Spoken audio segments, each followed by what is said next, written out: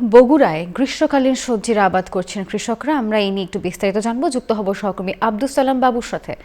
বাবু, জানাবেন বগুড়ার বাজারে সবজির দর কেমন পাচ্ছেন কৃষকরা এবং খুচরা পর্যায়ে কি বলছেন ক্রেতা বিক্রেতারা?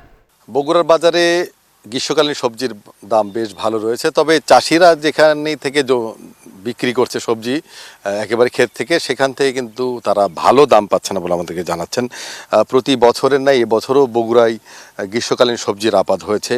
আপনাকে জানাই রাখি যে শীতকালে যে পরিমাণ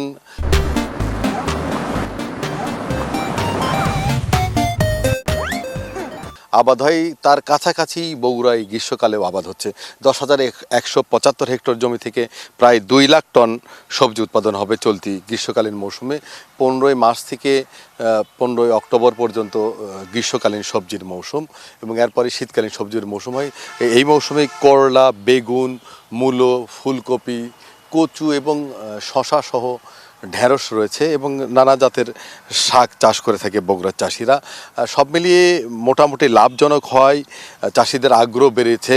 জেলার কৃষি সম্প্রসারণ অধিদপ্তরের কর্মকর্তারা আমাদের জানিয়েছেন যে তারা চাষিদেরকে বিভিন্ন ধরনের পরামর্শ দিচ্ছেন, বিশেষ করে স্বল্প সময়ে অধিক ফসল উৎপাদনের জন্য যে ভালো বীজ, সেই বীজ ব্যবহার করে যেন চাষিরা লাভবান হয়, সেই পরামর্শ দিচ্ছে কৃষি বিভাগ। আগামীতে আরও বাড়বে চাষের জমি। এই ছিল বগুড়া থেকে সর্বশেষ। ফিরব স্টুডিওতে। নাফিসা। বাবু, ধন্যবাদ আপনাকে।